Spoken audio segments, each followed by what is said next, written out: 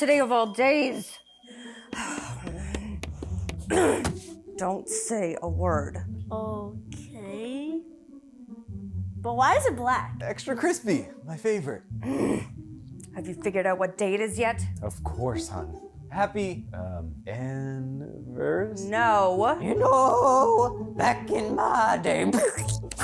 Dad, not Are you and Mom going to get a divorce? Also, what's a divorce? Also, what's a boomer? And why do you keep calling Grandpa one? Oh, hey, hon. What a beautiful meal. And happy birthday. Nope. Yeah. I was watching the news today, and you know. Grandpa Street filling mashed potatoes again. Also, where do babies come from?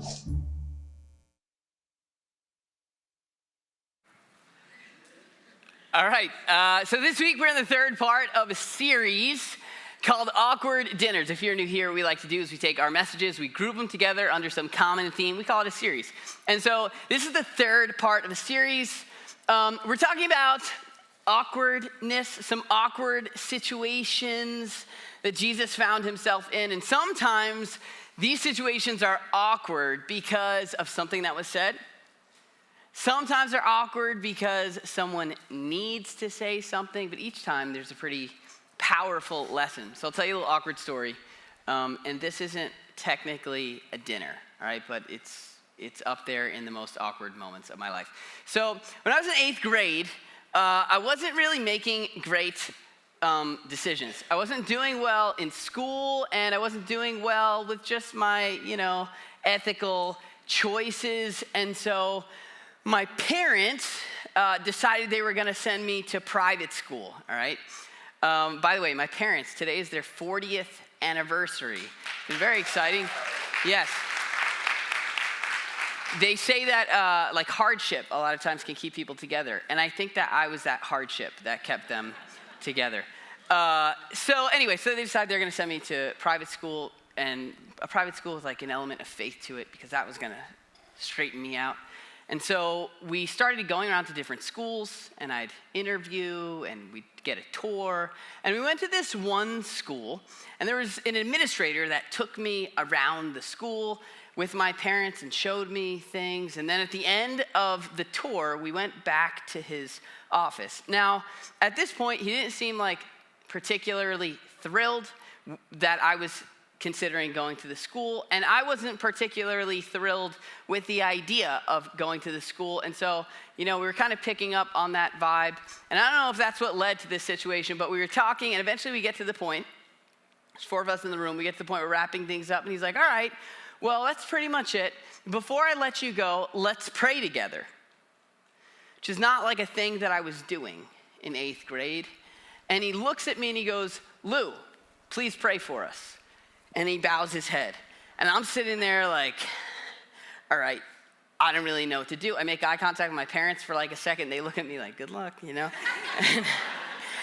I know grace, I can do grace if there's food in front of me. Thank you, God, for this food. I can ask forgiveness for my sins before I go to sleep. But I don't know, protocol for like school interview prayers. And so I don't know what to say. Like, I got nothing. So I remember just sitting there. I'll never forget. I'm like, dear God, thank you for today.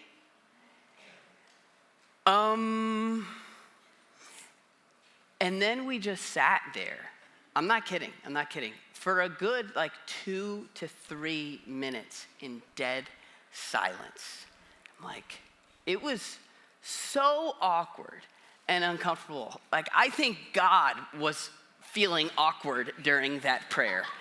It was so weird. And I was hoping for someone to come along and just bail me out. Eventually, he came in, the guy, and he wrapped up the prayer and let us go. And I was like, see ya. And we never went back there. That wasn't the school that I ended up going to. But it was uncomfortable. It was really weird. And the whole time I'm hoping someone will step in and just ease the awkwardness. The situation we're looking at today is kind of one of those. There's some awkwardness in the room, and there's probably people in the room that are hoping that someone's going to step in and say something. If you've been with us over the past couple weeks, you know that Jesus sat through a lot of awkward dinners. Sometimes it's because of something that he said. Sometimes it's because he's not saying something. But a lot of times he's at the center of these awkward situations, and each time he makes a pretty profound point. Now, if you're familiar with the New Testament, you know that there are 4 versions of the Jesus story. We call them the Gospels. And one of them is written by a guy named Luke.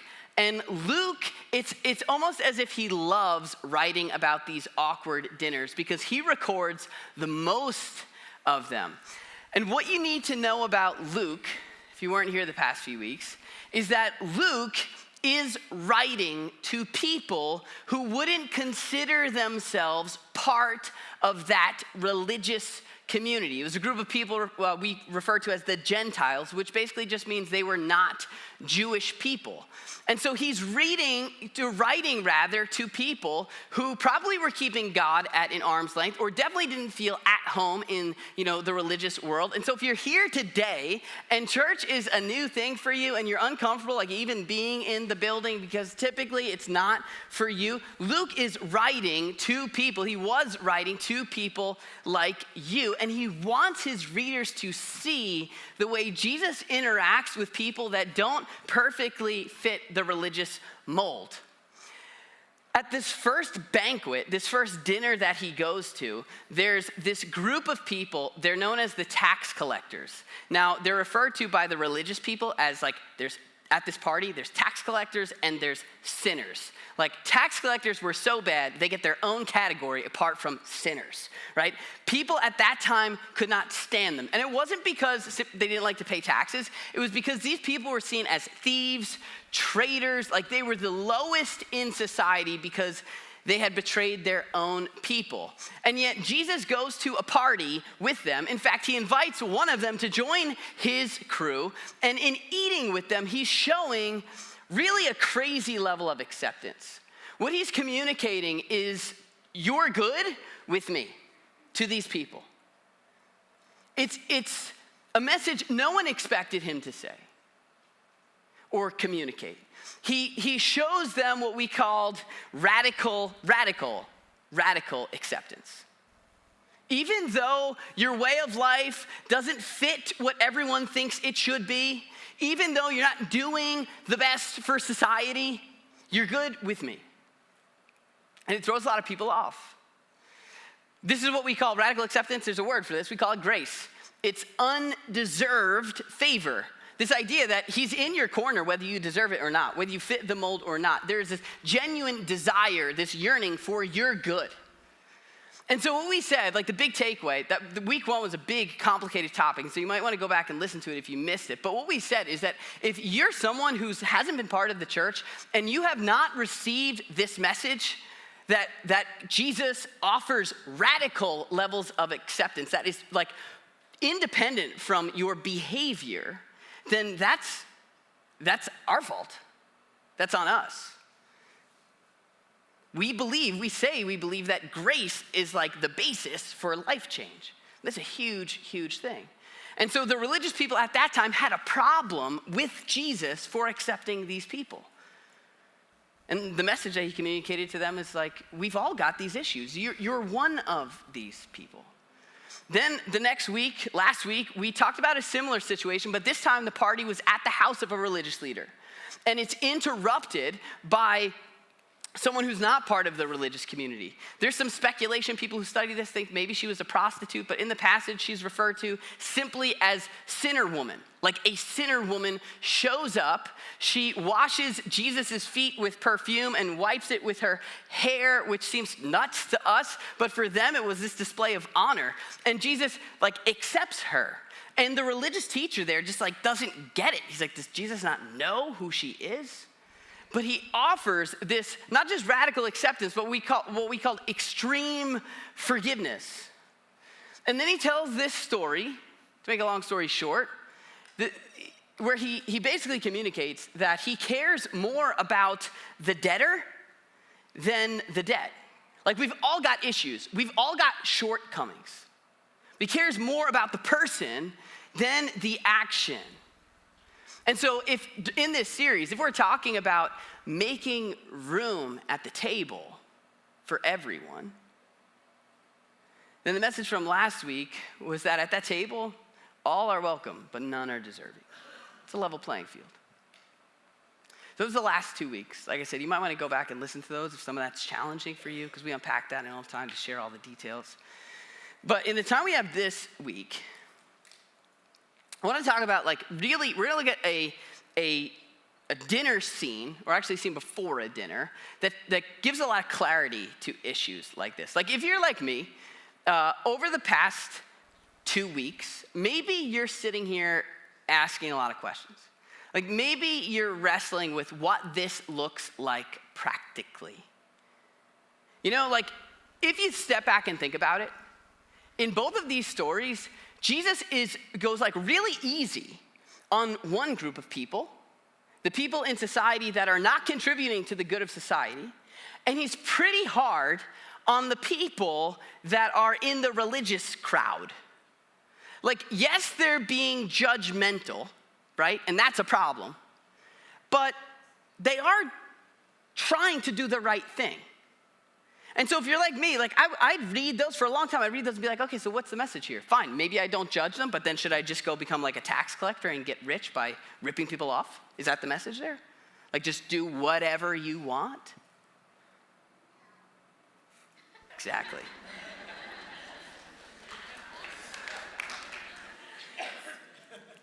But really, there's this tension here, especially like Jesus says things that are unexpected, and sometimes it may seem inconsistent.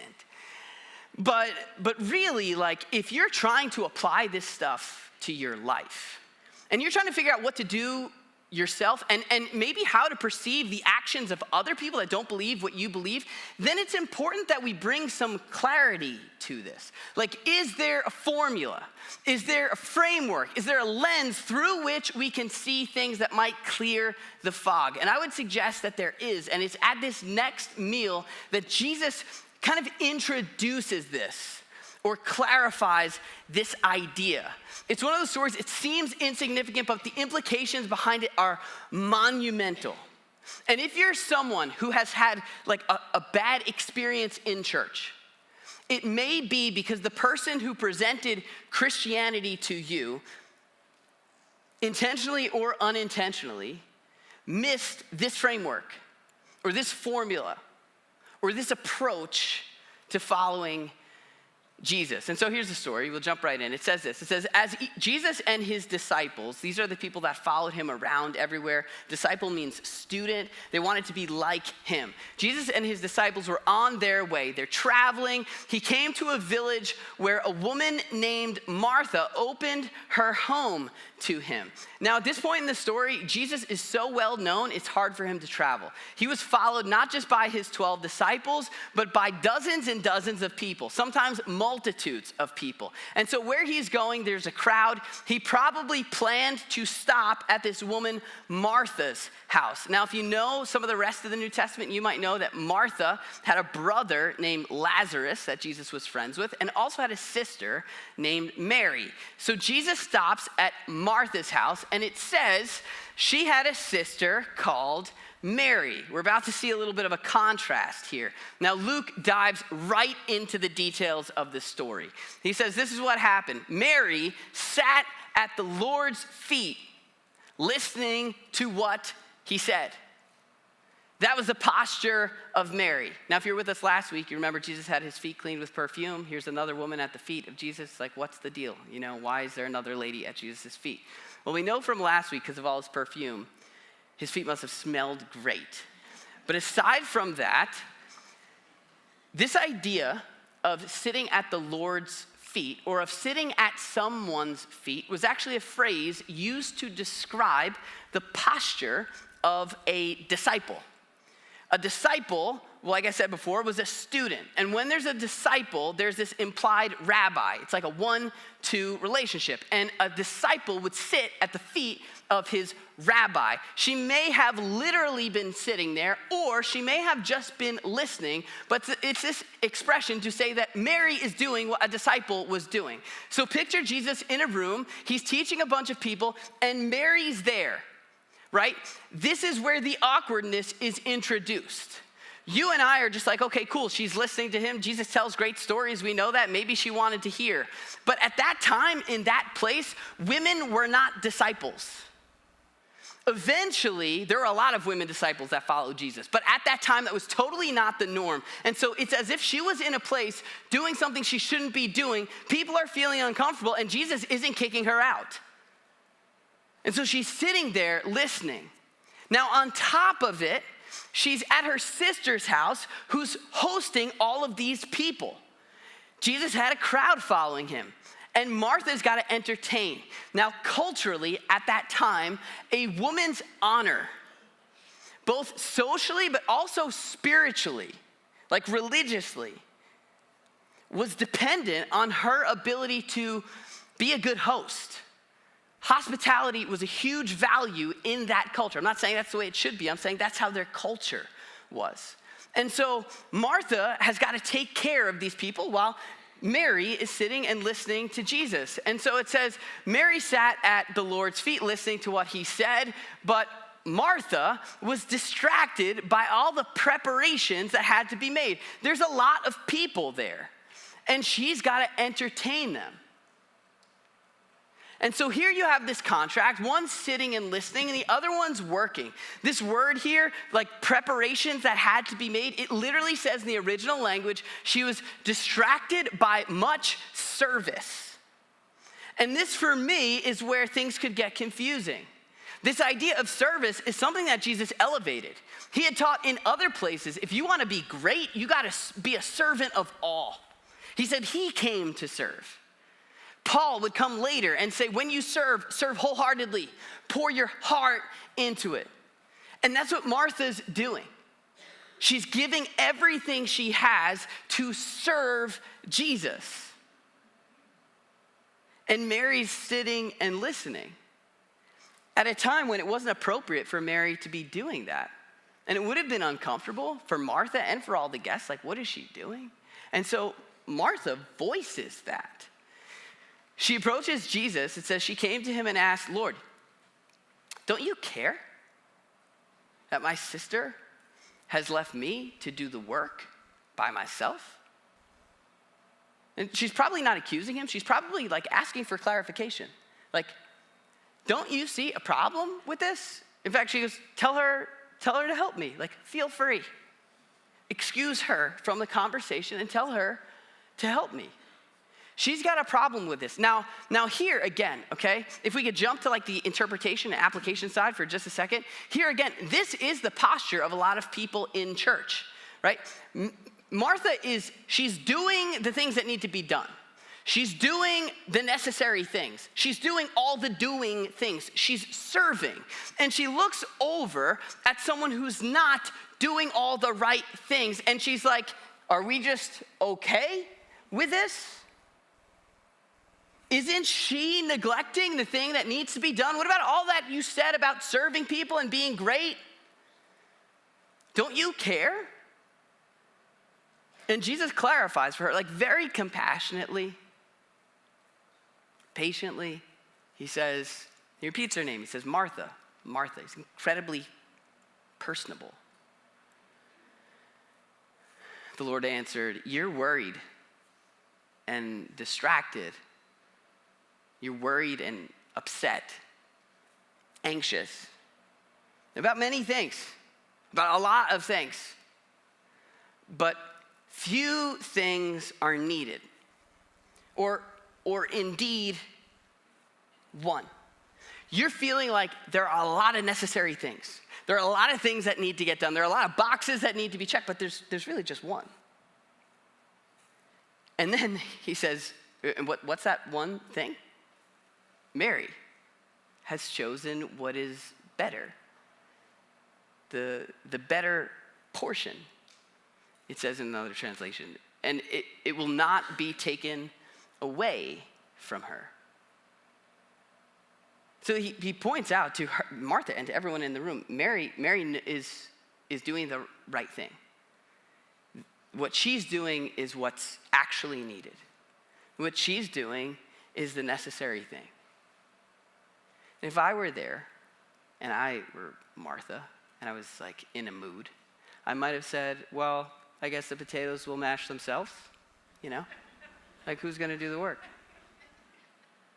But Jesus is making a point. It's a point that's recorded by other gospel writers. The point is not that service doesn't matter. It goes back, the answer really goes back to this idea of Mary, of what she's doing.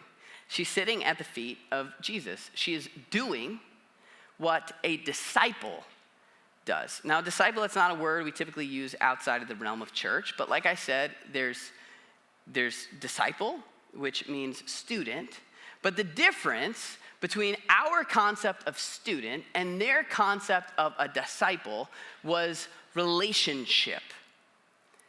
A disciple was always with their rabbi.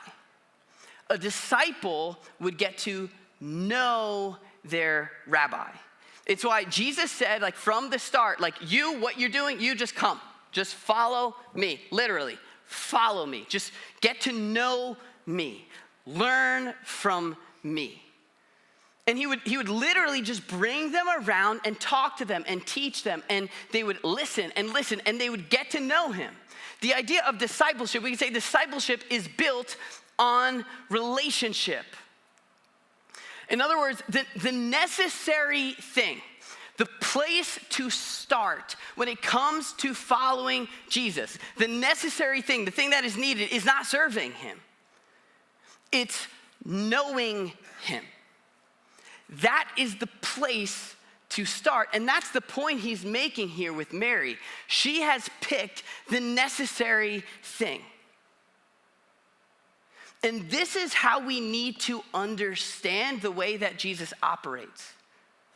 So think about it like this. If we were to take serving, okay? Serving is a doing thing, right? It's an obeying thing. It's the way you like live out Christianity or following Jesus.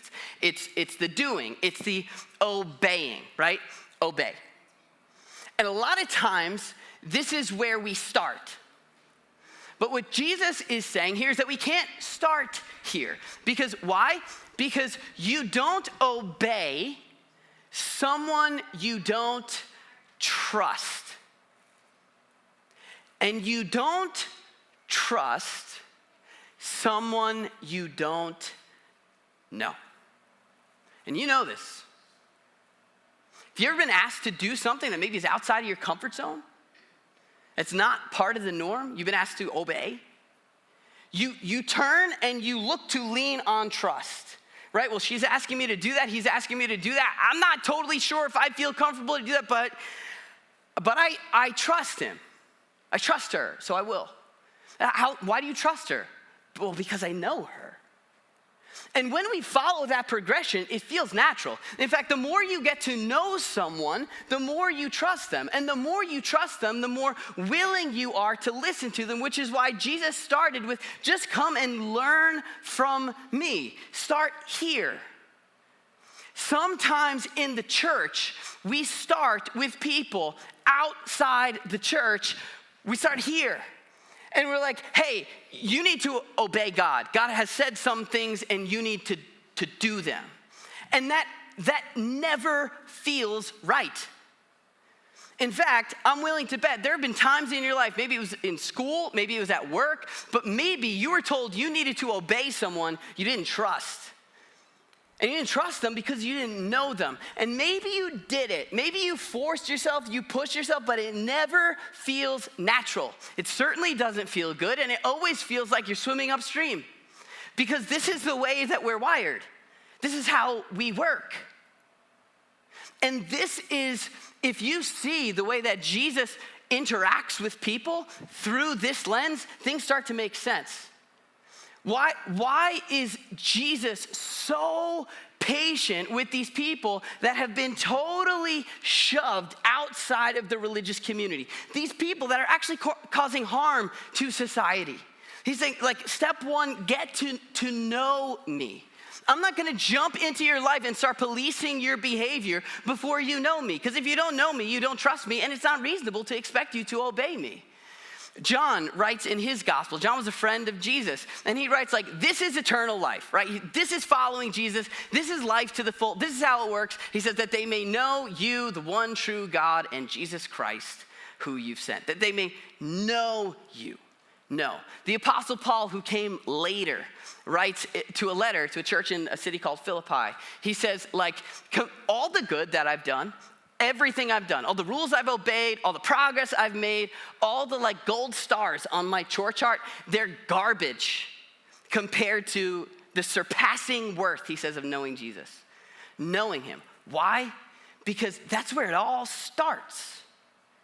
That's where it all starts. And eventually, like it's not always easy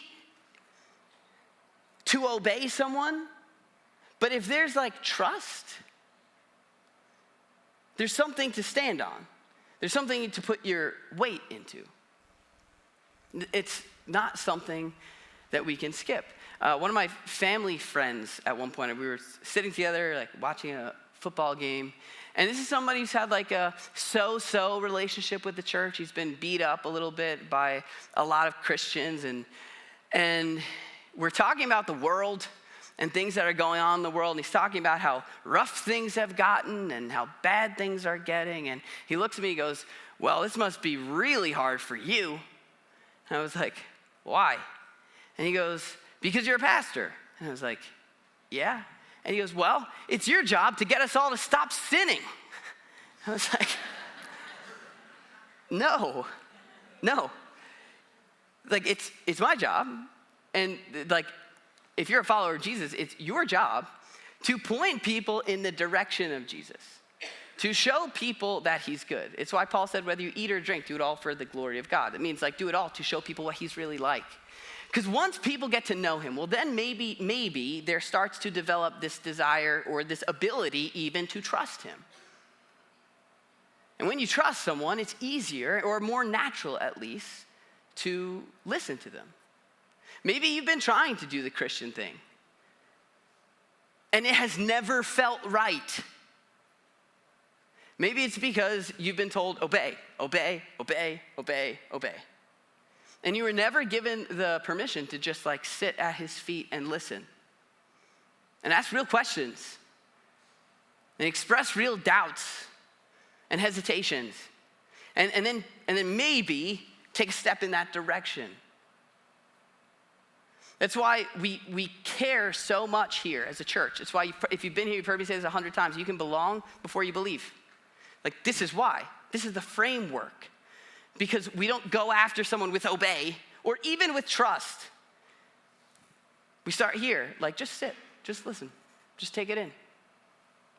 Chew on some of this for a little while. We need room to get to know him before we try to serve him, before we try to do all the right things.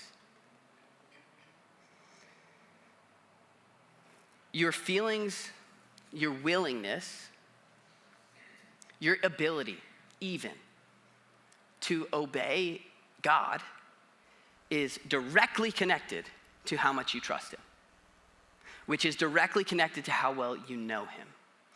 And so if you're a church person, if you're someone who follows Jesus, and you're looking at someone in your life who doesn't, and you're wondering, how am I supposed to feel about this?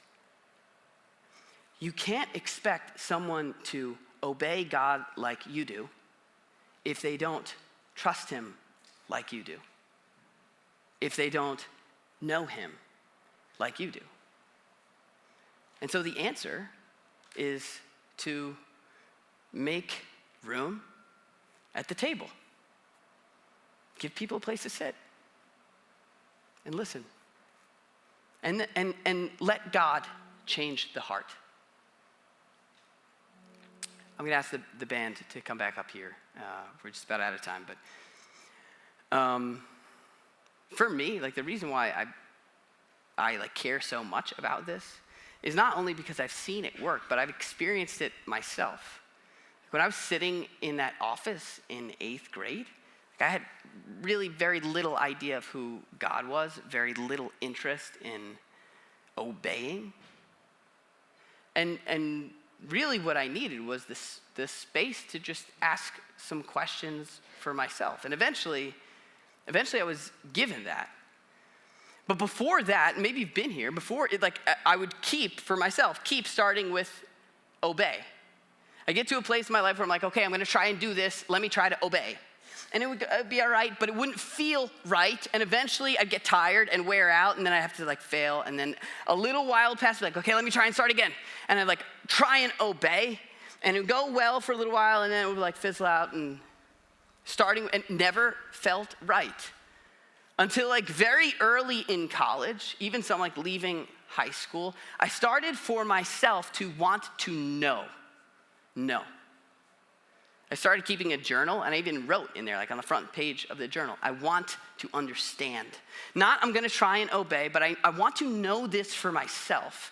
And I started asking questions while still doing the other things that I was doing, not trying so hard to follow Jesus or check all the religious boxes, but simply I want to know. And I was surprised to see that God was better than I thought he was. And so I started to take steps of trust, which started to look like obedience. And for the first time in my life, it ended up feeling, sometimes it was hard, it still is hard, but it feels right. It feels right because it follows the process. Know, trust, and obey. But we need to know the place to start. We need to start with the necessary thing.